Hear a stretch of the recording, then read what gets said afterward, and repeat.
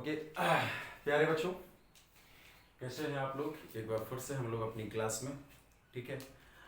Today I am going to start Gauss theorem, ठीक है। इसके पहले जो भी रिक्वायर्ड टॉपिक थे वो मैं आपको ऑलरेडी पढ़ा चुका था, ठीक है। तो ज़्यादा मैं आगे इसमें कुछ भूलूंगा नहीं। चलिए शुरू करते हैं। Let's start today's topic Gauss theorem. Okay, so what is the Gauss theorem. प्यारे बच्चों, Gauss theorem is one of the four fundamental theorems in electromagnetism that is electricity and magnetism में जो चार फंडामेंटल थ्योरम है, चार basic theorem है, उनमें से एक है। इट इज़ वेरी इंपॉर्टेंट, बहुत इंपॉर्टेंट भी है और इसके एप्लीकेशंस भी हैं बहुत सारे, ठीक है। तो वो कौन कौन सी फंडामेंटल थ्योरम्स हैं इलेक्ट्रोमैग्नेटिज्म में, तो वो केवल दिमाग में रखने की चीज़ है। तो पहली जो है वो हमारे पास गॉस थ्योरम इन इलेक्ट्रोस्टैटिक, दूसरी है गॉस थ्योरम इन मैग्नेटिज्म, तीसरा है एम्पियर सर्किटल लॉ और जो फोर्थ है वो Faraday law of electromagnetic induction. तो इलेक्ट्रोमैग्नेटिज्म में जो बेसिक आपके पास थ्योरम्स हैं चार, उनमें से एक गॉस थ्योरम है इलेक्ट्रोस्टैटिक में, that is Gauss theorem in electrostatic, दूसरी गॉस थ्योरम इन मैग्नेटिज्म, तीसरे एम्पियर सर्किटल लॉ और जो फोर्थ है हमारे पास वह है Faraday law of electromagnetic induction, ठीक है। सो चलिए शुरू करते हैं इस इंपॉर्टेंट थ्योरम को। गॉस थ्योरम, ठीक है। सो गॉस थ्योरम क्या है भाई, इसको आप लोग थोड़ा समझें। देखिए प्यारे बच्चों, पहले तो गॉस थ्योरम को जानने से पहले कुछ चीजें इसके आप दिमाग में रख लीजिए। वो पहली कौन सी चीज है, पहली बात तो ये कि गॉस थ्योरम क्या बताती है हमें, गॉस थ्योरम क्या जानकारी देती है, फिर गॉस थ्योरम है क्या वो तो हम सीखेंगे। What information Gauss theorem gives us, ठीक है। सो प्यारे बच्चों, Gauss theorem gives the relation between flux linked through a closed body, closed surface and net charge enclosed by that surface. यानी कि गॉस थ्योरम किसी क्लोज्ड बॉडी से link करते हुए फ्लक्स के बारे में जानकारी देती है, और जो क्लोज्ड बॉडी से लिंक करता हुआ फ्लक्स है वो किसकी वजह से, उस बॉडी के अंदर जो चार्ज है, ठीक है। तो ये इंफॉर्मेशन है, ठीक है। अब बात आती कि गॉस थ्योरम का यूज क्या है, गॉस थ्योरम इतनी इंपॉर्टेंट क्यों है, ठीक है। सो गॉस थ्योरम के टॉपिक में जो पहली आप थोड़ी सी कुछ चीजें हैं, कुछ इंपॉर्टेंट टर्म्स हैं, वो गॉस थ्योरम शुरू होने से पहले हम लोग जानेंगे। पहली तो Gauss theorem, what information Gauss theorem gives us, why the Gauss theorem is so important, ठीक है।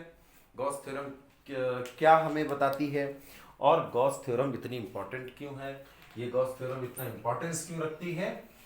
और एक छोटा सा टॉपिक है गॉसियन सरफेस, ठीक है। समझ में आया कि नहीं आया, गॉसियन सरफेस आपको आगे और बेहतर तरीके से समझ में आएगा, तो मैं बताता हूँ। तो पहले हमारे पास क्या है, जो पहला पॉइंट है, what information Gauss theorem gives us, ठीक है। सो प्यारे बच्चों, गॉस थ्योरम के ही टॉपिक में आप लोग लिख सकते हैं, समझ में आया। तो चलिए मैं गॉस थ्योरम ही आपको बता देता हूँ थोड़ा सा।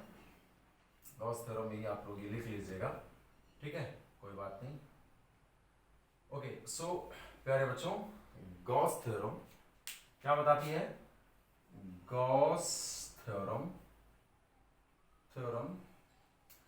Gives relation between flux through a closed surface body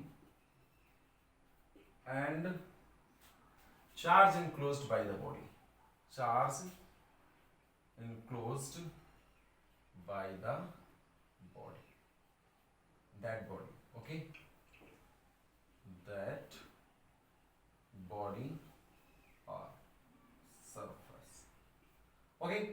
so it is very important to know कि प्यारे बच्चों, गॉस थ्योरम हमें बताती क्या है। याद रखिएगा किसी भी क्लोज्ड बॉडी से, ये मैं अभी इंपॉर्टेंट पॉइंट्स जब बाद में बताऊंगा तो आपको बता दूंगा वहां पे, किसी भी क्लोज्ड बॉडी से लिंक करता हुआ जो फ्लक्स है, इलेक्ट्रिक फ्लक्स, देखिए फ्लक्स का पीछे का टॉपिक मैं आपको बता चुका हूं।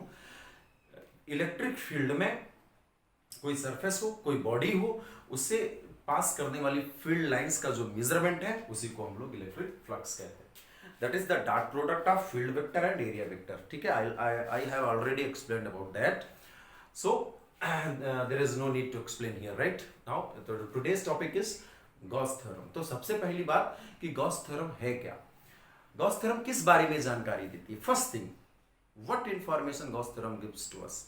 तो सबसे इंपॉर्टेंट बात ये कि गॉस थ्योरम जानकारी क्या देती है, वो ये जानकारी देती है क्या, किसी भी क्लोज्ड बॉडी से गुजरने वाला, पास करने वाला फ्लक्स, और किसकी वजह से, उस बॉडी के अंदर जो चार्ज है, यानी किसी भी क्लोज बॉडी, क्लोज सरफेस के अंदर जो चार्ज होता है उसकी वजह से उस क्लोज्ड बॉडी से गुजरने वाला, लिंक करने वाला, पास करने वाला फ्लक्स कितना होगा, ये गॉस थ्योरम जानकारी देती है।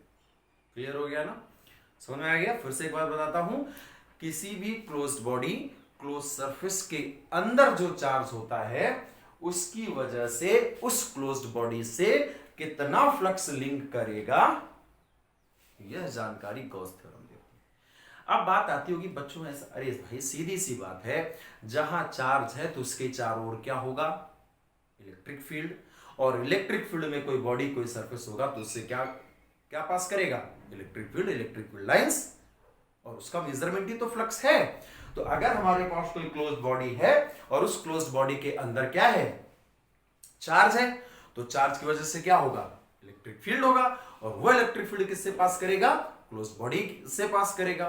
तो वो जो मेजरमेंट आएगा हमारे पास, फील्ड लाइंस जो क्लोज बॉडी से पास करके जा रही हैं, उसी को तो हम इलेक्ट्रिक फ्लक्स कहेंगे, जो कि क्लोज बॉडी से लिंक कर रहा है। ठीक है, तो गॉस थ्योरम किस बारे में जानकारी देती है, किसी क्लोज्ड बॉडी के अंदर जो चार्ज होता है उस चार्ज की वजह से उस बॉडी से क्या, कितना फ्लक्स लिंक करेगा, इस बारे में हमें जानकारी देती है। ठीक, याद रखिएगा, गॉस थ्योरम उस क्लोज्ड बॉडी के अंदर जो चार्ज है उसकी वजह से क्लोज्ड बॉडी से लिंक करते हुए फ्लक्स के बारे में जानकारी देती है। अगर चार्ज क्लोज्ड बॉडी के बाहर हो गया तो Gauss theorem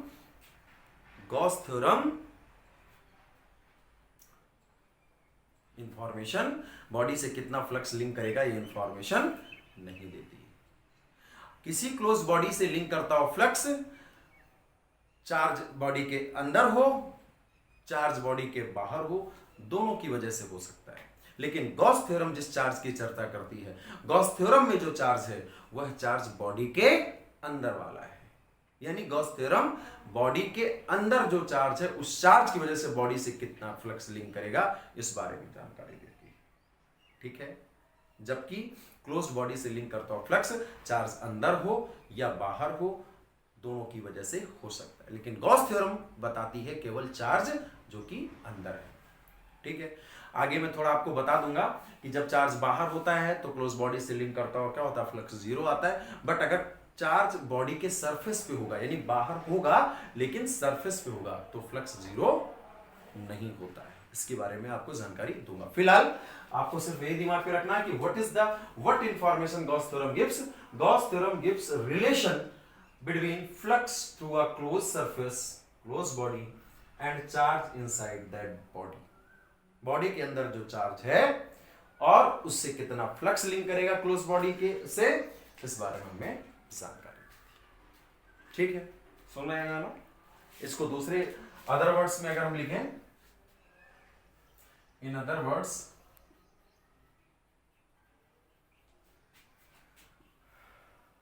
Gauss theorem gives flux linked through a closed body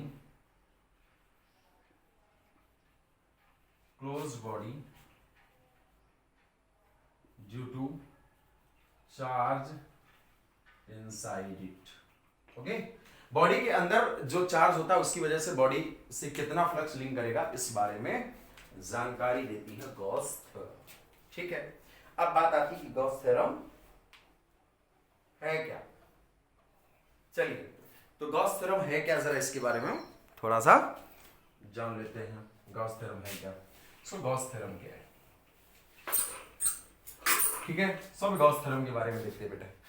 ठीक है, सो अकॉर्डिंग टू गॉस थ्योरम, थोड़ा गॉस थ्योरम के अकॉर्डिंग समझिएगा। According to Gauss theorem, according to Gauss theorem, flux through any closed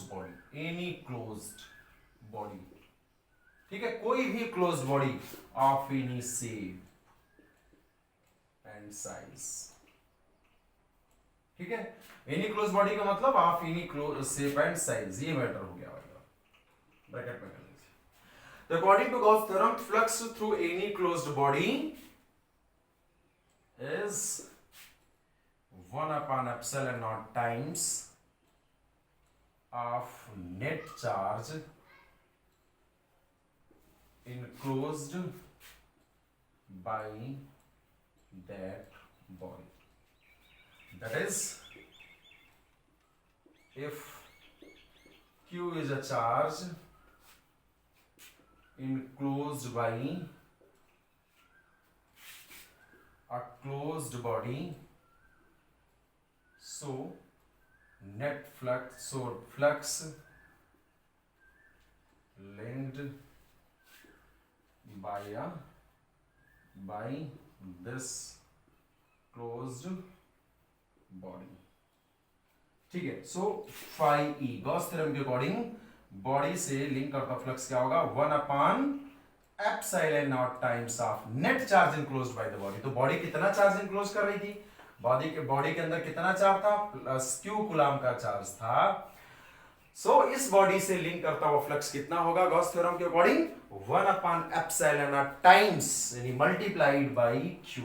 this is, इसको short में आप लिखेंगे phi E is equal to q upon epsilon naught, where q क्या है?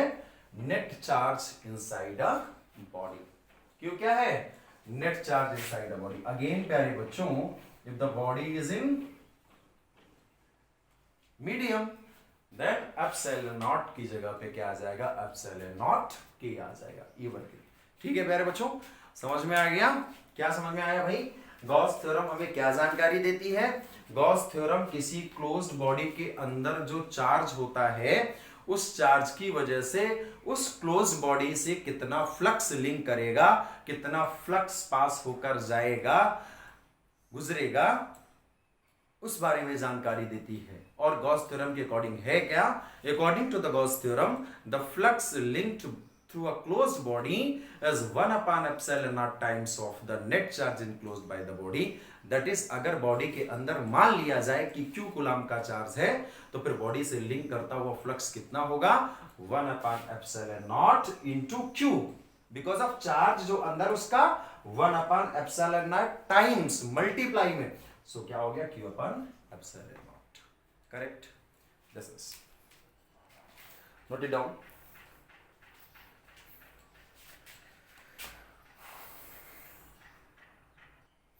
प्यारे बच्चों, proof of Gauss theorem. Gauss theorem को क्या करते हैं? हम लोग प्रूफ कर लेते हैं। ठीक है, सो इसके लिए हमें क्या बनाना होगा? एक डायग्राम। सो डायग्राम में मान लेता हूँ प्लस क्यू कूलम का चार्ज है, और यह जो चार्ज है इस क्लोज बॉडी के द्वारा क्या किया गया? इनक्लोज किया गया है।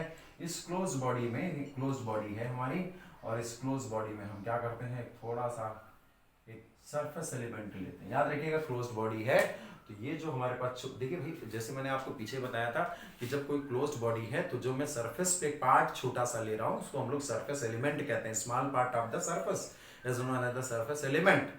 करेक्ट?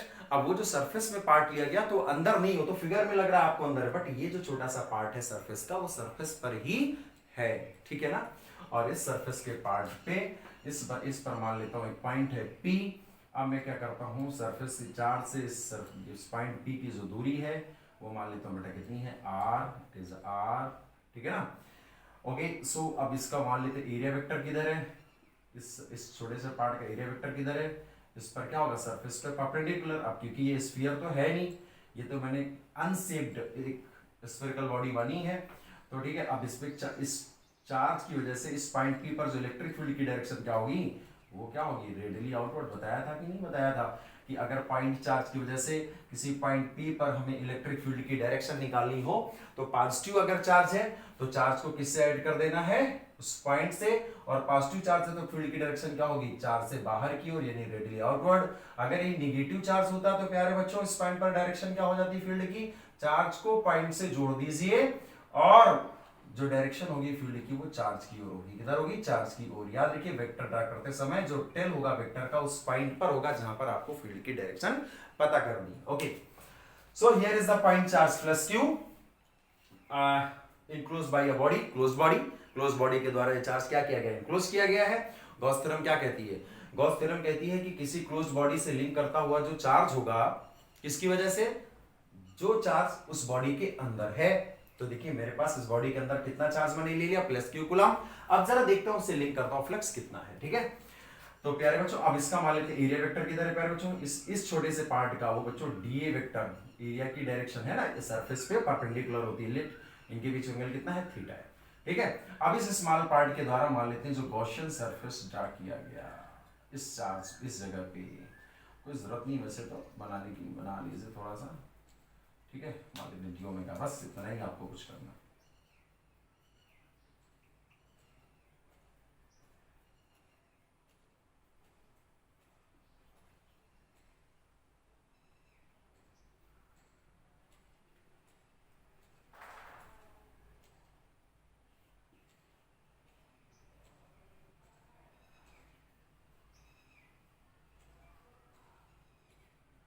डिस्टेंस जो है आर पॉइंट तक की distance. Okay okay, so this is the figure प्यारे बच्चों, आप सबके सामने गॉस थ्योरम को ड्राइव करने का मेरे पास फिगर है। ठीक है, इस फिगर को ध्यान से देखिए, इस फिगर के बारे में आप लोगों को मैं जानकारी देता हूँ। ठीक है प्यारे बच्चों, देखिए मैंने आपको सॉलिड एंगल के बारे में बताया था। सॉलिड एंगल क्या होता था, किसी भी स्फेरिकल सरफेस के द्वारा उसके सेंटर पर सबटेंड किया गया एंगल को सॉलिड एंगल कहते थे।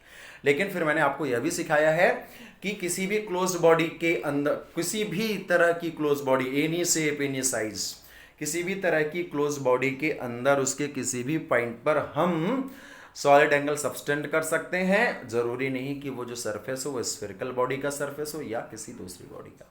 ठीक है, तो हमारे पास फिलहाल क्या है, देखिए एक फिगर बना हुआ है और इस फिगर के बारे में आपको मैं बोल रहा हूँ, समझा रहा हूँ, थोड़ा समझने की कोशिश करिए प्यारे बच्चों।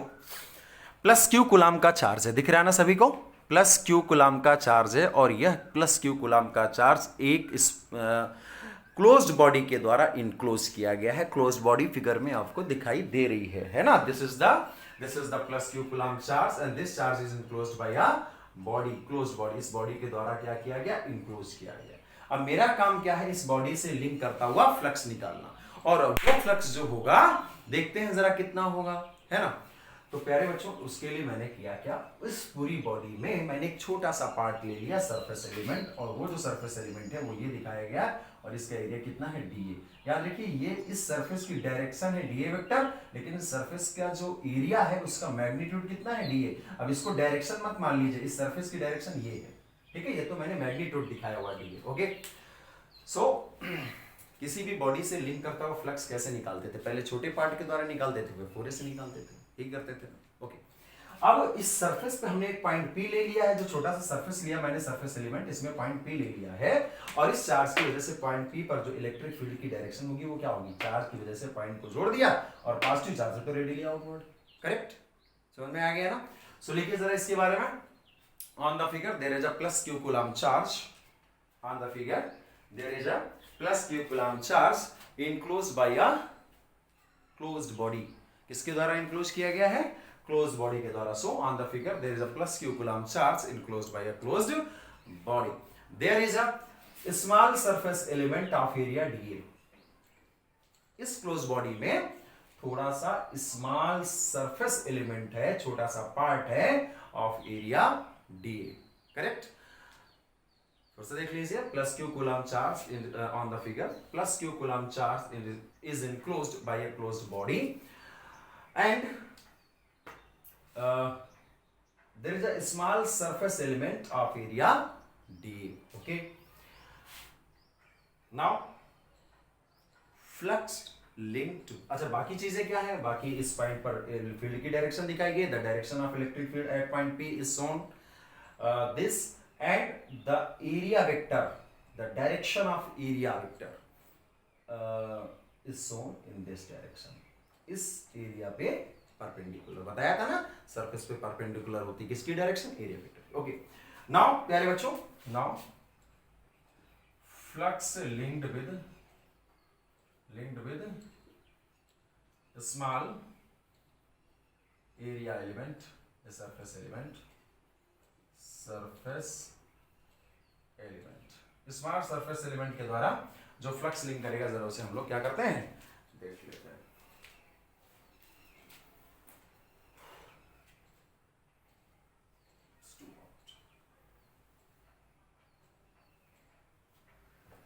ओके सो प्यारा बच्चा, इस फ्लक्स लिंक विद द, तो फ्लक्स का क्या होता था, छोटे सरफेस के द्वारा जो फ्लक्स लिंक करेगा वो डी फाई करा करते थे, और याद रखिए क्या बताया था, E dot D A vector, याद आ रहा है ना इलेक्ट्रिक फ्लक्स के टॉपिक में, तो d phi is equal to प्यारे बच्चों ई और डी ए के बीच में एंगल कितना है, ई वेक्टर और डी ए वेक्टर के बीच में एंगल कितना है, थीटा, सो ये हो जाएगा E d A cos theta. Okay but electric field क्या हो जाएगा, E is equal to Q charge की वजह से आर डिस्टेंस पर पॉइंट पी है, वहां पर इलेक्ट्रिक फील्ड क्या हो जाएगा प्यारे बच्चों, 1/4 क्यू बाई आर स्क्वायर, जानते ही हम लोग है ना। सो it is placed in equation first, हम इसको इक्वेशन फर्स्ट में क्या कर सकते हैं, इसको प्लेस कर सकते हैं, है ना।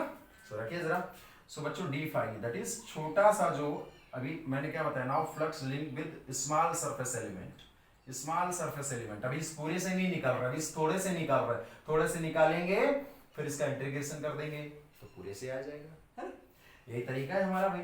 तो d phi is equal to कितना आ गया भाई, इस ई की वैल्यू को कहाँ रखें, यहाँ पे रख दें, तो मेरे पास आ जाएगा 1/4 क्यू अपॉन आर स्क्वायर, और मेरे पास कितना आ जाएगा मेरे बच्चों, d A cos theta. Now flux linked with whole body, तो क्या करेंगे भाई, इंटीग्रेशन कर दें, इंटीग्रेशन कर दें, चलो इसको देख लीजिए, नोट कर लीजिए, चलिए भाई नोट करिए, रफ कर दो भाई। Okay so I am going to rough this,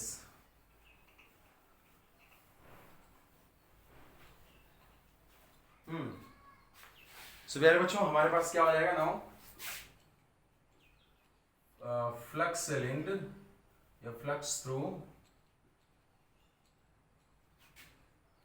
whole body, whole close body, closed पूरी क्लोज बॉडी से क्या हो जाएगा, है ना, पूरी क्लोज बॉडी से, तो फाई हो जाएगा, ज्यादा हो जाएगा फ्लक्स, और क्लोज बॉडी से लिंक करता फ्लक्स क्या होता था, क्लोज्ड इंटीग्रेशन, याद आ रहा है ना।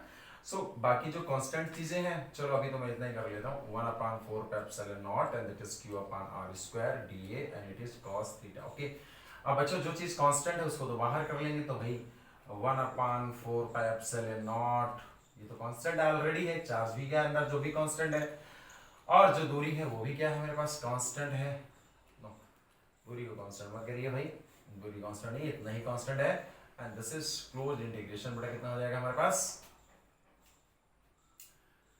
ओके क्लोज इंटीग्रेशन कितना हो गया मेरे पास, dA cos theta upon r square. Okay but प्यारे बच्चों याद करिए, बट याद करिए प्यारे बच्चों, हमारे पास क्या होता था, ये जो dA किसी भी बॉडी के द्वारा, याद रखिए क्या है ये, डी ओमेगा, क्या था डी ओमेगा बढ़ाया था मैंने, dA cos theta upon r square, solid angle subtended at any point inside a closed body of any shape, spherical surface के किसी भी छोटे से पार्ट के द्वारा, स्फीयर के किसी भी छोटे से पार्ट के द्वारा, स्फीयर के सेंटर पर जो सबटेंड किया गया सॉलिड एंगल होता था, स्फीयर के छोटे से पार्ट के द्वारा स्फीयर के सेंटर पर जो सबटेंड किया गया सॉलिड एंगल होता था, वो d omega is equal to d, यानी छोटे से पार्ट का एरिया और उस स्फेरिकल सरफेस की रेडियस के स्क्वायर के बराबर होता था।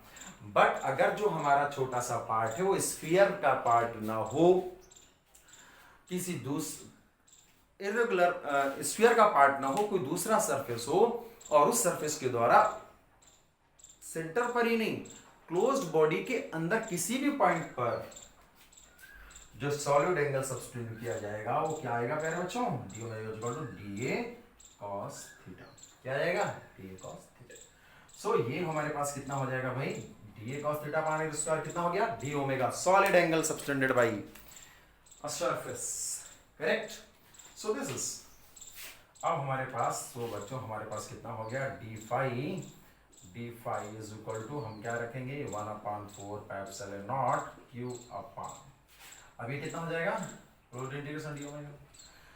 अब सॉलिड एंगल का इंटीग्रेशन यानी पूरा सॉलिड एंगल, तो पूरी क्लोज्ड बॉडी के द्वारा किसी भी शेप की क्लोज बॉडी हो, किसी भी साइज की क्लोज बॉडी हो, उस पूरी क्लोज बॉडी के द्वारा जो सॉलिड एंगल सबटेंड किया गया हो उसके अंदर किसी भी पॉइंट पर वो हमेशा क्या होता था बच्चों, मैंने बता के रखा है, वो होता था 4 पाई स्टेरेडियन। क्या होता था 4 पाई स्टेरेडियन। याद है, नहीं याद है तो दिमाग में रखिएगा, ठीक है। सो भाई इसकी जगह हम लिख देंगे 4 पाई। सो पाई इज इक्वल टू कितना हो गया 1/4 एप्सिलॉन नॉट क्यू इंटू कितना हो गया 4 पाई।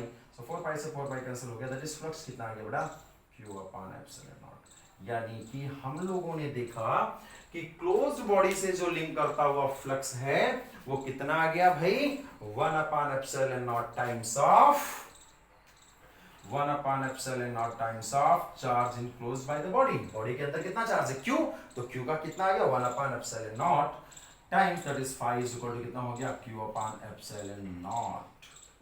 एयर में अगर रखी, वैक्यूम में रखी, मीडियम आ जाएगा तो एप्सिलॉन नॉट के आ जाएगा। देखा आप लोगों ने, तो this is the proof of Gauss theorem. किसका प्रूफ है भाई, गॉस थ्योरम का। 1/एप्सिलॉन नॉट Q, और यहाँ पर भी शायद बोर्ड नहीं दिख रहा है, phi is equal to Q upon epsilon naught, ठीक है भाई। So this is your Gauss theorem का प्रूफ है, करेक्ट है। नोट इट डाउन, जल्दी से कर लीजिए इसको, जल्दी से कर लो भाई।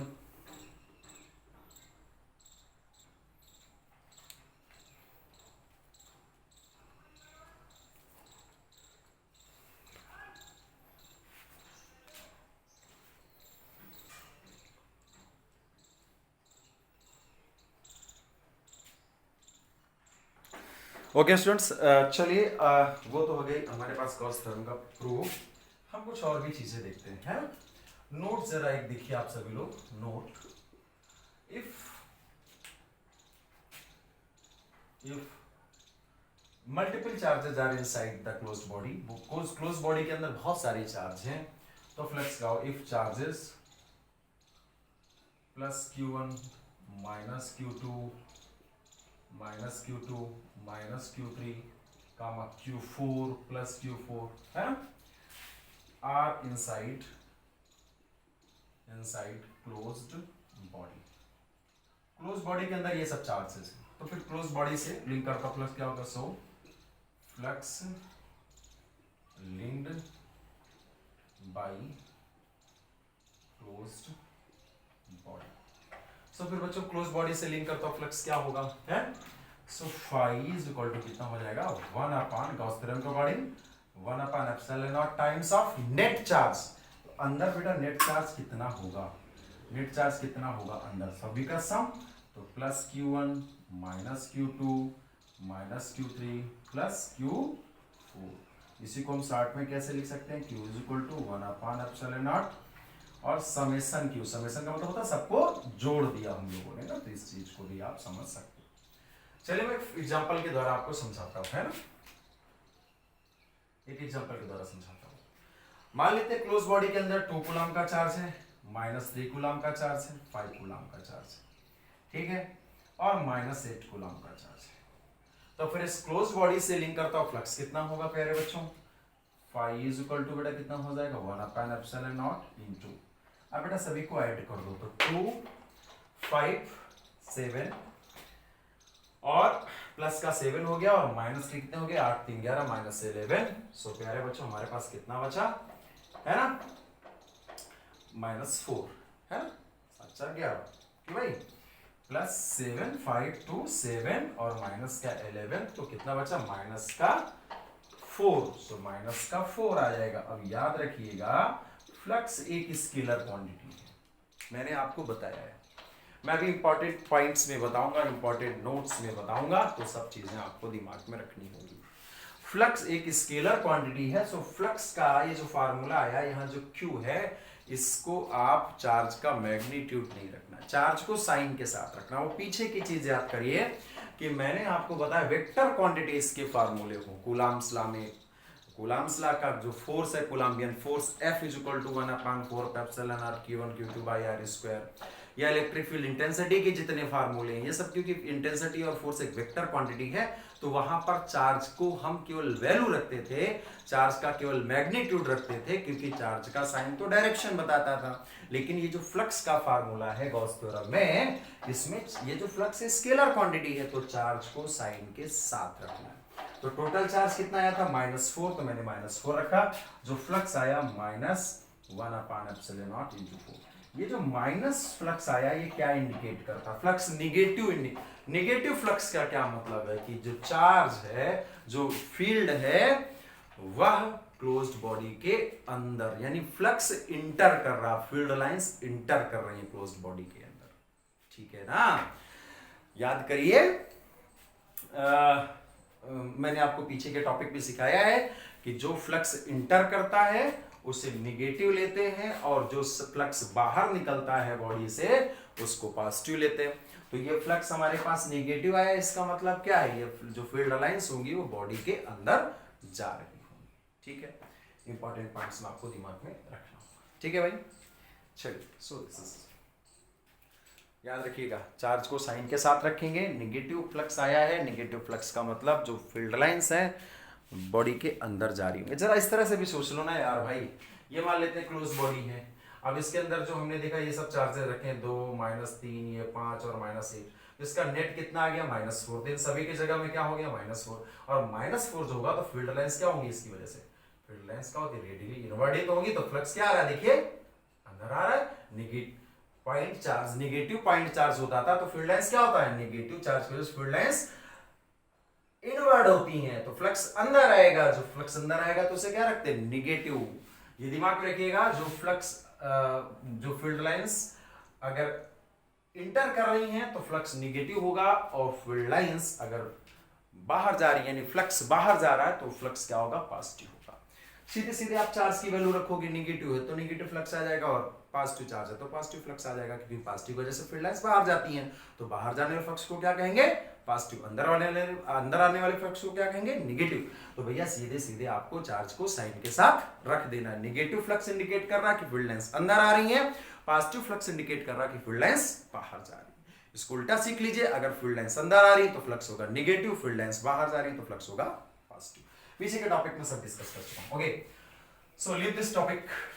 अब आगे हम जाते हैं कि अगर एक चीज और भी है, नोट ये फर्स्ट हो गया, और एक सेकेंड नोट है, इसी में आपको दिमाग में रखना है। नोट है इंपॉर्टेंट, उसमें चल रहा है, थोड़ा दिमाग में रखिएगा। नोट, इफ चार्ज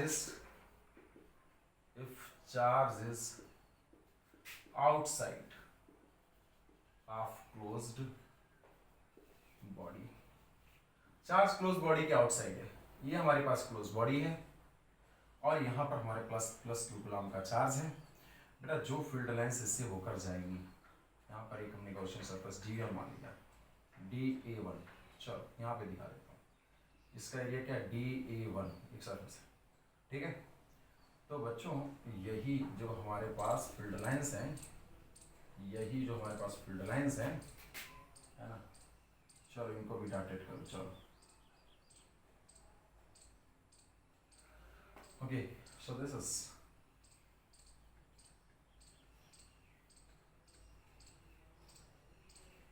अब आप जरा गौर करके देखो, ED18। अब इस फिगर से देखा, जो फील्ड लाइंस इसके अंदर जाएंगी वही फील्ड लाइंस क्या हो जाएंगी बेटा, बाहर निकल जाएंगी। तो यानी जितना फ्लक्स इंटर कर रहा है उतना ही फ्लक्स क्या है, बाहर जा रहा है। अब बेटा जो अंदर फ्लक्स जाता है वो क्या है, निगेटिव, और जो बाहर फ्लक्स जाता है वो क्या है बेटा, पॉजिटिव, है ना। तो जितना फ्लक्स अंदर गया हमारे पास, जितना फ्लक्स अंदर गया वो कितना आ गया बेटा, बाहर आ गया। ये DA1 है, DA1, और ये DA2। ठीक है, फील्ड की डायरेक्शन, ये सॉरी एरिया वेक्टर की डायरेक्शन। प्यारे बच्चों, अगर चार्ज बॉडी के बाहर है so net flux enclosed by the body is zero. याद रखिएगा मैं बॉडी के बाहर की बात कर रहा हूं। अगर चार्ज बॉडी के बाहर सरफेस पे होगा तो नेट फ्लक्स जीरो नहीं होगा, उसका हम कैलकुलेशन करते हैं। याद रखिएगा जैसे कि मेरे पास कोई क्लोज बॉडी हो, I am choosing my close body. एक मैं क्लोज बॉडी ले रहा हूं, ये आप मान लीजिए कि क्लोज बॉडी है और चार्ज यहाँ पे है। तो जो भी फील्ड लाइंस इस चार्ज की वजह से, इस चार्ज की वजह से क्या होगा, चारों फील्ड होगा। तो जो भी फील्ड लाइंस इससे गुजरेंगी वह बाहर भी आएंगी। तो जितना फ्लक्स अंदर गया उतना फ्लक्स बाहर आया। अब जो अंदर गया वो नेगेटिव, जो बाहर आया वो पॉजिटिव, तो नेट फ्लक्स कितना हो गया, जीरो। तो जब चार्ज बॉडी के बाहर है तो फ्लक्स बॉडी से लिंक करता हो क्या होगा, जीरो होगा। लेकिन चार्ज अगर बॉडी के बाहर और बॉडी के सरफेस पे है तो फ्लक्स जीरो नहीं होगा। उसको हम डिफरेंट डिफरेंट वे से कैलकुलेट करते हैं, दिमाग में रख लीजिएगा, ठीक है। ओके, सो इसका कैलकुलेशन क्या होगा, if the charge is outside of the close body तो लिखिए the net flux passing through a closed body is zero because of the total flux entering the closed body is equal to flux passing out of the closed body. Now the flux enters inside the body is taken negative and the flux passing out through the body is taken positive, and here the flux entering inside the body is equal to flux passing out of the body. So equal flux having negative and positive sign is cancelled with each other, so net flux enclosed by this body is zero. इस body से link करता हो जो net flux होगा वो क्या होगा, correct. ये दिमाग में आपको रखना। लेकिन अगर चार्ज बॉडी के सरफेस पे होगा बाहर तो फ्लक्स जीरो नहीं होगा, ठीक है, उसको याद रख लीजिएगा। उसका किसी तरह से हम लोग क्या करेंगे, कैलकुलेशन।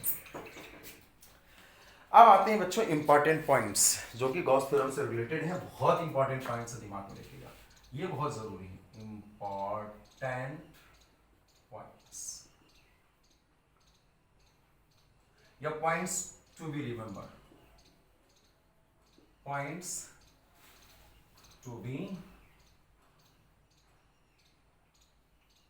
remember, पॉइंट्स जो कि हमें दिमाग में रखने हैं, ठीक है, पॉइंट्स जो कि हमें दिमाग में रखने हैं। ओके, तो पहला पॉइंट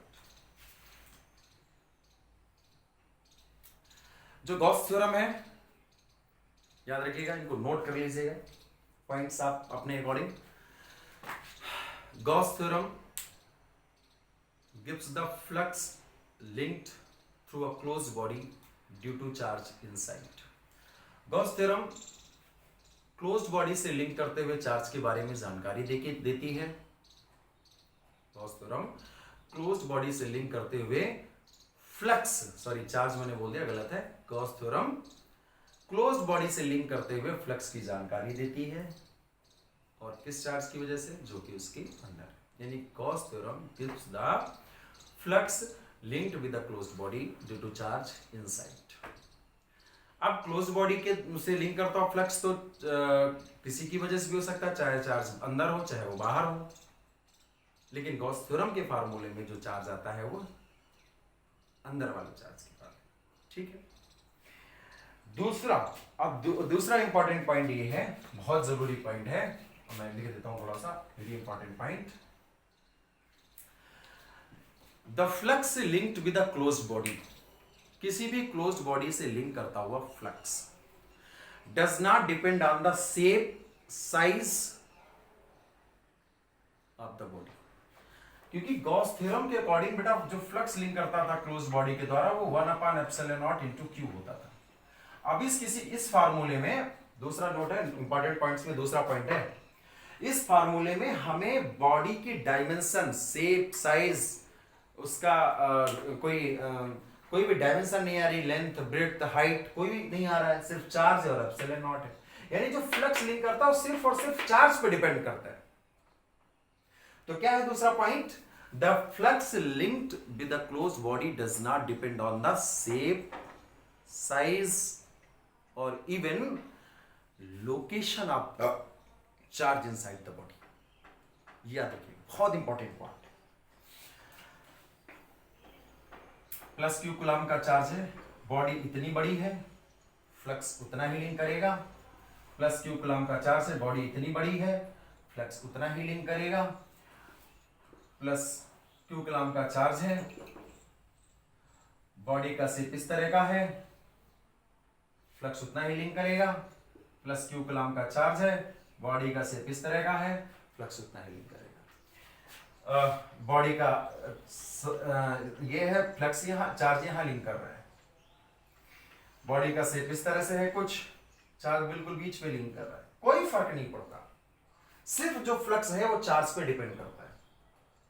तो दूसरा पॉइंट क्या है, बहुत इंपॉर्टेंट है, the flux linked with the close body does not depend on the shape, body के शेप पे डिपेंड नहीं करता, कोई भी शेप हो। Does not depend on the shape and size, size पे डिपेंड नहीं करता।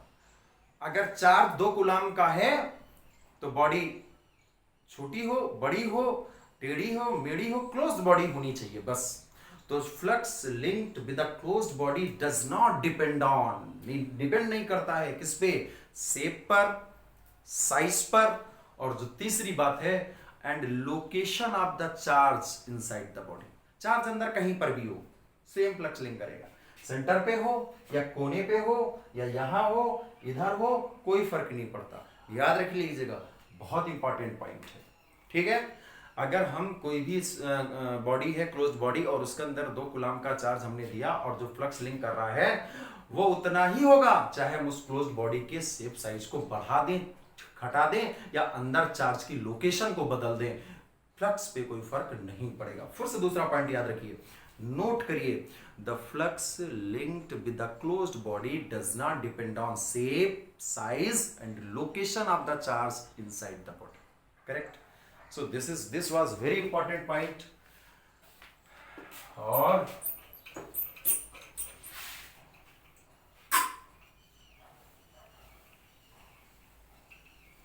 अब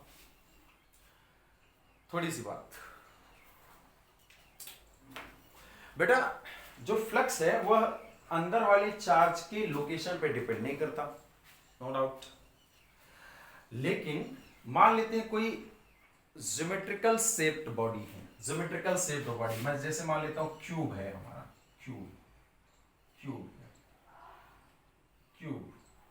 ये हमारे पास क्यूब है, क्यूब जानते हैं ना सभी लोग। और बेटा क्यूब के सेंटर पर चार्ज है, पास क्यू कूलम का चार्ज सेंटर पर है क्यूब के अंदर। अब बेटा ये चार्ज है तो field lines, field electric field होगा तो फील्ड लाइंस होंगी, पॉजिटिव चार्ज की वजह से फील्ड लाइंस क्या होंगी, बाहर आएंगी। अब आप बताओ कि इससे लिंक करता हुआ फ्लक्स कितना होगा, तो क्लोज बॉडी से लिंक करता हुआ flux according to the Gauss theorem 1/ε0 into cube. इस क्लोज बॉडी से जो कि क्यूब लिया है हमने, इससे लिंक करता हुआ जो फ्लक्स होगा वो ये हो जाएगा, क्योंकि चार्ज अंदर क्यूब है। अब इसके इस क्यूब के साइज को हम बढ़ा दें, क्यूब के साइज को घटा दें, चार्ज को इधर कर दें, इधर कर दें, इधर कर दें, यानी चार्ज की लोकेशन बदल दें, तो इससे लिंक करता हुआ, इस पूरी बॉडी से लिंक करता हुआ फ्लक्स में कोई फर्क नहीं आएगा, फ्लक्स हमेशा यही होगा। लेकिन बट एक इंपॉर्टेंट बात, बट प्यारे बच्चों, अगर चार्ज सेंटर पे है, अब इस चार्ज से फील्ड लाइंस, यानी फील्ड, इस चार्ज के चारों फील्ड होगा, हम मानते हैं जो फील्ड लाइंस होंगी रेडियली आउटवर्ड जाती है। अब अगर चार्ज बिल्कुल सेंटर पे है तो इस वाले फेस से, इधर वाले फेस से, ऊपर वाले फेस से, नीचे वाले फेस से, इस साइड वाले फेस से, उस साइड वाले फेस से निकलने वाली फील्ड लाइंस क्या होंगी, बराबर होंगी, क्योंकि चार्ज बिल्कुल सेंटर पे है। और कितने फेस है यहां पर, 6। तो अगर मैं कह दूं कि किसी एक फेस से निकलने वाले फ्लक्स को बताइए, तो जो टोटल फ्लक्स हमने निकाला है, एक्चुअल में वो जो टोटल फ्लक्स है कितने फेसेस से निकल रहा है, 6 फेसेस से निकल रहा है।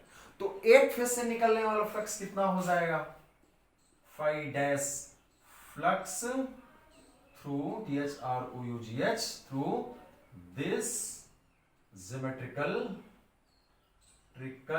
body that is जो कि क्यूब है हमारे पास, having कितने फेसेस, having n फेसेस, और इस बार n की वैल्यू कितनी है, 6 फेस है, ठीक है ना। तो बेटा टोटल फ्लक्स कितना था, Q 1/ε0 इंटू Q अपान कितना डिवाइड कर दे हम, n का, इस बार n की वैल्यू कितनी है बेटा, 6, तो बेटा एक फेस से निकल आया, समझ रहे हो ना। सेंटर पर था तो बराबर निकल रहा है, जितना इधर से जाएगा उतना इधर से जाएगा, उतना उधर से जाएगा, उतना इधर से जाएगा, उतना इधर से जाएगा, उतना उधर से जाएगा। तो टोटल हमें पता है तो हमने 6 से डिवाइड कर देते, एक फेस से आ गया। ओके, अब अगर चार्ज सेंटर से हटा दें, हम इस वाले फेस के पास ले आए, इस चार्ज को हम इस वाले फेस के पास ले आए, नजदीक ले आए, थोड़ा सा इधर इस वाले फेस के नजदीक ले आए, तो क्या इस पूरी बॉडी से लिंक करते हुए फ्लक्स पे कोई फर्क पड़ेगा, नहीं। होल बॉडी से लिंक करने वाला फ्लक्स बॉडी के शेप, साइज और चार्ज की लोकेशन पे डिपेंड नहीं करता। तो पूरी बॉडी से लिंक करता हो फ्लक्स तो अभी भी यही होगा, पूरी बॉडी से लिंक करता हो फ्लक्स तो अभी भी यही होगा। लेकिन अब अगर आपसे कह दिया जाए कि किसी एक फेस से लिंक करता हो फ्लक्स बताओ, तो फिर आप 6 से डिवाइड करके अगर कैलकुलेशन करेंगे तो गलत हो जाएगा। 6 से आप डिवाइड इसलिए कर रहे थे कि जब सभी फेसेस से इक्वल निकल रहा था, तो एक से निकालने के लिए आपने 6 का डिवाइड कर दिया। अब बेटा जब हमने इस चार्ज को इस वाली फेस के नजदीक कर दिया, तो इधर वाले से ज्यादा जाएगा और इधर वाले से क्या जाएगा, कम जाएगा। यानी कि अब टोटल बॉडी से तो अभी भी फ्लक्स वही निकलेगा, लेकिन किसी फेस से ज्यादा निकल रहा है, किसी फेस से कम निकल रहा है। तो हर एक फेस से निकालने के लिए आप 6 का डिवाइड करके जो आंसर निकालोगे वो करेक्ट नहीं होगा। मेरे कहने का मतलब ये है कि जो टोटल बॉडी से लिंक करता हुआ फ्लक्स है वह चार्ज के अंदर लोकेशन पर डिपेंड नहीं करता, चार्ज कहीं भी हो अंदर। लेकिन जब आप एक फेस से निकालोगे, किसी एक फेस से, तो चार्ज का सेंटर पर होना जरूरी है, करेक्ट। इससे गॉस थ्योरम का वैल्यूएशन नहीं हो रहा, गॉस थ्योरम तो टोटल फ्लक्स को बता रही है भाई, बॉडी से निकलने वाले फ्लक्स को बारे में बताती है, और वो तो अभी भी वही होगा। आप एक से निकाल रहे हो, तो एक से निकालने के लिए जरूरी है आप कैलकुलेशन इक्वल डिस्ट्रीब्यूशन होगा, तभी तो आप 6 से निकाल लिया, तो 1 से निकालने के लिए 6 से डिवाइड कर दिया। यानी अगर किसी एक फेस से निकालेंगे उस समय चार्ज का सेंटर पर होना जरूरी। So this was the topic. अब ये कुछ इंपॉर्टेंट चीजें हैं भाई, दिमाग में रखना है आपको। और ये रहा दूसरा या तीसरा पॉइंट जो भी है। एक नेक्स्ट पॉइंट है कि भैया ये जो फ्लक्स का फार्मूला है गॉस थ्योरम का, इसमें चार्ज को साइन के साथ रखेंगे क्योंकि स्केलर क्वांटिटी है। स्केलर क्वांटिटी के फार्मूलों में चार्ज को साइन के साथ रखेंगे। पॉजिटिव चार्ज है तो पॉजिटिव फ्लक्स होगा, नेगेटिव चार्ज है तो नेगेटिव फ्लक्स होगा। नेगेटिव फ्लक्स का मतलब फील्ड लाइंस अंदर आ रही है, पॉजिटिव फ्लक्स का मतलब फील्ड लाइंस बाहर जा रही है, करेक्ट। ये चीजें मैं बता चुका था, बाकी की चीजें हम लोग पढ़ेंगे बाद में, ठीक है मेरे बच्चों। Okay so okay take care, bye bye. पढ़ते रहिए भाई, आगे का टॉपिक मैं आपको बाद में पढ़ाता हूँ।